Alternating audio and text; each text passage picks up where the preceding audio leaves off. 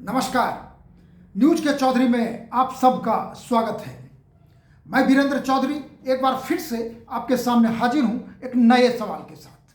और वो सवाल है कि तेलंगाना में बीजेपी विधायकों ने एमआईएम के नेता अकबरुद्दीन ओवैसी से शपथ क्यों नहीं ली। आइए इसी सवाल पर देखते हैं न्यूज के चौधरी। अभी अभी तेलंगाना में चुनाव हुए और कांग्रेस की सरकार बनी, रेवंत रेड्डी मुख्यमंत्री बने, शपथ ग्रहण भी हुआ। अब बारी है विधानसभा में सदस्यों को प्रोटेम स्पीकर के द्वारा शपथ दिलाने की। लेकिन कांग्रेस की सरकार ने प्रोटेम स्पीकर बनाया अकबरुद्दीन ओवैसी को और आज सुबह उन्होंने शपथ ली प्रोटेम स्पीकर का। अब देखिए मैं आपको उन्हीं के आवाज को सुनाता हूं कि अकबरुद्दीन ओवैसी प्रोटेम स्पीकर का शपथ ग्रहण कर रहे हैं। सुनिए आप। मैं अकबरुद्दीन ओवैसी, जिसे कानून साज असेंबली का रुकन मुंतखब किया गया है, अल्लाह के नाम से हल्फ लेता हूँ कि मैं कानून की रोज़ राय दस्तूर हिंद का वफादार और फरमाबरदार रहूँगा, हिंदुस्तान के इख्तिदार आला और इसकी सालिमियत को बरकरार रखूँगा और इस फर्ज मनसबी को मुझे तफवीज़ किया जाने वाला है पूरी दियानतदारी से अंजाम दूंगा।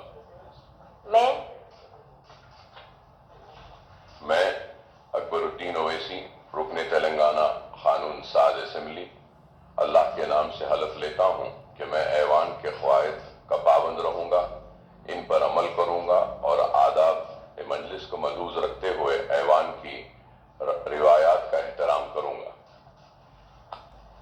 सुना आपने, ये आवाज है अकबरुद्दीन ओवैसी। इनकी आवाज आप पहचान गए होंगे। ये हैं असदुद्दीन ओवैसी जो एआईएमआईएम के प्रेसिडेंट हैं, लोकसभा एमपी हैं, उनके छोटे भाई हैं। छठी बार विधानसभा चुनाव जीते हैं।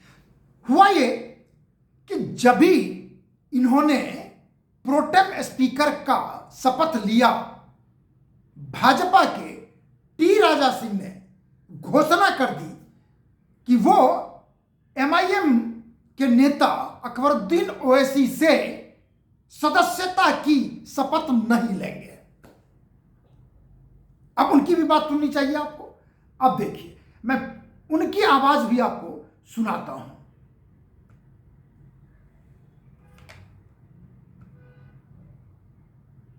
उनको प्रोटेम स्पीकर बनाया गया, तो ऐसे व्यक्ति के सामने हम शपथ नहीं लेंगे, ऐसे व्यक्ति के सामने हम शपथ नहीं लेंगे जो गौ मांस खाने के लिए हमें प्रेरित करता है। नेक्स्ट डे जो नया स्पीकर जो तेलंगाना राज्य का जो बनेगा, उनके चैम्बर में हम लोग जाकर शपथ ग्रहण समारोह करेंगे। बहुत ही दुर्भाग्य की बात है, नई सरकार, नया कांग्रेस का मुख्यमंत्री रेवंत रेड्डी बनने के बाद में कांग्रेस का असली चेहरा सामने आया है। हर बार रेवंत रेड्डी ये कमेंट करते थे कि बीजेपी एमआईएम बीआरएस एक है। तो आज तेलंगाना की जनता को पता चल गया है कि कौन किसके साथ है, कौन कौन कब कहां पर मिला है। और आज अकबरुद्दीन ओवैसी को, जो कि एमआईएम का विधायक है, उनको प्रोटेम स्पीकर बनाया गया। तो ऐसे व्यक्ति के सामने हम शपथ नहीं लेंगे जो 15 मिनट में 100 करोड़ हिंदुओं को मारने की बात करता है। ऐसे व्यक्ति के सामने हम शपथ नहीं लेंगे जो गौ मांस खाने के लिए हमें प्रेरित करता है, क्योंकि गाय हम सबकी माता है। तो हम कल बॉयकॉट करेंगे और अकबरुद्दीन ओवैसी के सामने हम शपथ ग्रहण समारोह में हम सम्मिलित नहीं होंगे। नेक्स्ट डे जो नया स्पीकर जो तेलंगाना राज्य का जो बनेगा, उनके चैम्बर में हम लोग जाकर शपथ ग्रहण समारोह करेंगे। पार्टी की ओर से क्या ये टी राजा सिंह जो गौसमल से बीजेपी के एमएलए हैं, आपने सुनी बात इनकी। पिछली बार भी इन्होंने प्रोटेम स्पीकर एमआईएम का था, इन्होंने शपथ ग्रहण नहीं किया था।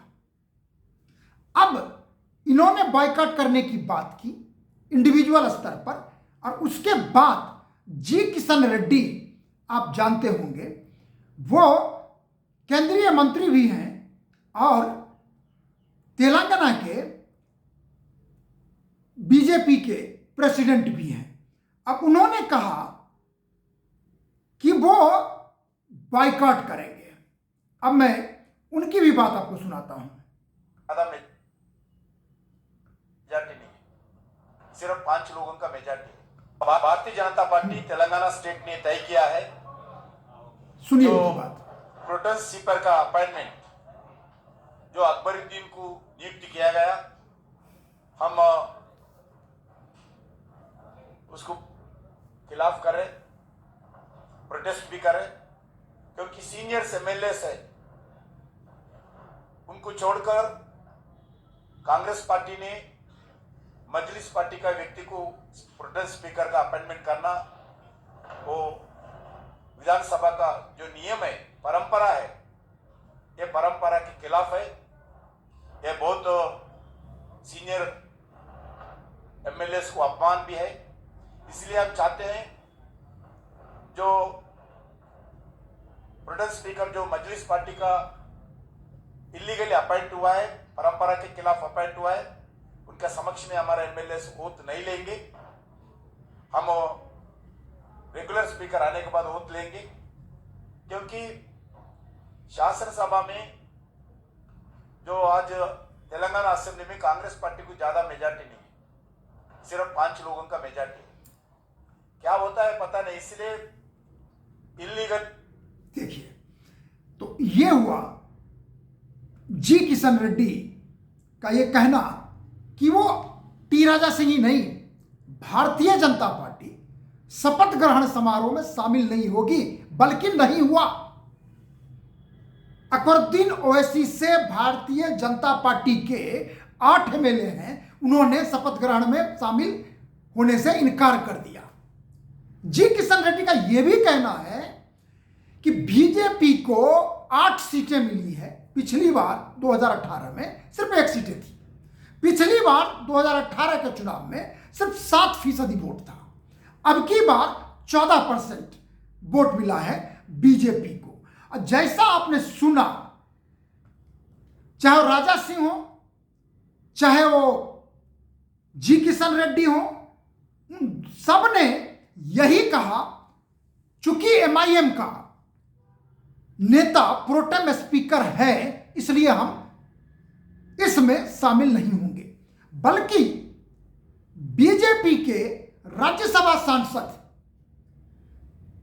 हरनाथ सिंह यादव ने रिएक्शन में कहा है कि ओवैसी जैसे लोगों का डीएनए भारत का नहीं है, इनका डीएनए पाकिस्तान का है। मैं टी राजा सिंह और बीजेपी विधायकों के इस फैसले का स्वागत करता हूं, और यह बीजेपी का बिल्कुल सही फैसला है। उन्होंने यह भी कहा कि ऐसा व्यक्ति जो सार्वजनिक सभा में हिंदुओं को धमकी देता है, गाली देता है, ऐसे देशद्रोही व्यक्ति को प्रोटेम स्पीकर बनाकर कांग्रेस की गंदी और घिनौनी मानसिकता सामने आ गई। यह फैसला कांग्रेस के गिरावट की पराकाष्ठा है। आपने सुना, सवाल उठता है कि क्या तेलंगाना के विधानसभा में सबसे सीनियर अकबरुद्दीन ओवैसी ही हैं? सीनियर हैं, जैसा मैंने पहले कहा कि वो 6 बार विधानसभा के सदस्य रह चुके हैं। लेकिन सवाल उठता है कि क्या कोई और विधानसभा में नहीं है? यदि नहीं है, अकबरुद्दीन ओवैसी ही सबसे सीनियर हैं, तब तो बात समझ में आती है। लेकिन और हैं, उसके बाद भी इनको चुनना, फिर तो कांग्रेस के इंटेंट पर जो भारतीय जनता पार्टी का सवाल है, वो वाजिब सवाल है। और जो मैं कह रहा हूं कि सदन में सीनियर नेता और हैं, यह भाजपा ने नहीं बोला है, मैं आपको पढ़ के सुनाता हूं। कांग्रेस के नेता हैं श्रीधर बाबू, कांग्रेस के नेता श्रीधर बाबू, उनकी बात सुनिए। कांग्रेस के एन उत्तम कुमार रेड्डी, जो चीफ मिनिस्टर के रेस में भी थे, बन नहीं पाए, उत्तम कुमार रेड्डी और तुमल्ला नागेश्वर कांग्रेस के, और बीआरएस के दानम नागेंद्र और तसलानी श्रीनिवास यादव सभी 6 बार के विधायक हैं। यानी 4, 2 कांग्रेस के उत्तम कुमार रेड्डी और नागेश्वर, और 2 बीआरएस के नागेंद्र, दानम नागेंद्र और तसलानी श्रीनिवास। ये चारों 6 बार विधानसभा में एमएलए बन चुके हैं। और श्रीनिवास रेड्डी ने स्पीकर के रूप में कार्य भी किया है। ये कौन कह रहे हैं? श्रीधर बाबू, कांग्रेस के नेता हैं। इसके बावजूद अकबरुद्दीन को प्रोटेम स्पीकर के रूप में रखने का एक राजनीतिक निर्णय लिया गया है। देखिए, श्रीधर बाबू कांग्रेस के नेता हैं। फिर से मैं सुना रहा हूं, एक बार आप भी सुनिएगा ध्यान से। श्रीधर बाबू ने कहा है, अंडर कोट, कांग्रेस के एन उत्तम कुमार रेड्डी, तुमल्ला नागेश्वर और बीआरएस के दानम नागेंद्र और तलसानी श्रीनिवास यादव सभी 6 बार के विधायक हैं। पोचाराम श्रीनिवास रेड्डी ने स्पीकर के रूप में कार्य भी किया है। इसके बावजूद अकबरुद्दीन को प्रोटेम स्पीकर के रूप में रखने का निर्णय लिया गया है। अब इसका माने आप समझ सकते हैं कि जो टी राजा ने बोला है या जो बीजेपी ने जो बोला है, सिर्फ बीजेपी ने ही नहीं बोला है, बल्कि कांग्रेस के नेता ने भी अकबरुद्दीन ओवैसी के प्रोटेम स्पीकर बनाए जाने पर सवालिया निशान लगा दिया है। अब सवाल है कि ऐसा क्यों? चुनाव तो जीत चुकी है कांग्रेस, सरकार तो बन चुकी है, 60 से ऊपर संख्या भी है, लेकिन कांग्रेस इसमें भी राजनीति का प्रयोग कर रही है। और कांग्रेस इस बात को जानती नहीं है कि इससे फायदा कांग्रेस को नहीं है। कल मुख्यमंत्री पद शपथ ग्रहण करके जब अपने कार्यालय गए तो वहां पर मंत्रोच्चारण हो रहा था, वैदिक मंत्र पढ़े जा रहे थे, फूल से पूजा की जा रही थी, और दूसरी तरफ अकबरुद्दीन को प्रोटेम स्पीकर बनाते हैं। मैं अक्सर कहता हूं कि कांग्रेस की यही जो नीति है, इधर भी उधर भी, हम कहते हैं आप तटस्थ रहिए, आपको सुरसुर मुरमुर दोनों करने की जरूरत नहीं है। यदि आप सच में सेकुलरिज्म की राजनीति करते हैं तो दोनों को परहेज कीजिए। लेकिन एक तरफ आप अकबरुद्दीन को जानते हुए आपका स्वयं का नेता कह रहा है कि 4 नेता हैं जो 6 बार, 5 और 1 6 बार सदन के सदस्य रह चुके हैं, लेकिन उन चारों को नहीं बनाया गया। उनके कांग्रेस के भी हैं, चलो कांग्रेस का ना बनाया, बीआरएस के हैं, उनको बनाते, लेकिन नहीं, चुना एमआईएम को। फायदा किसको?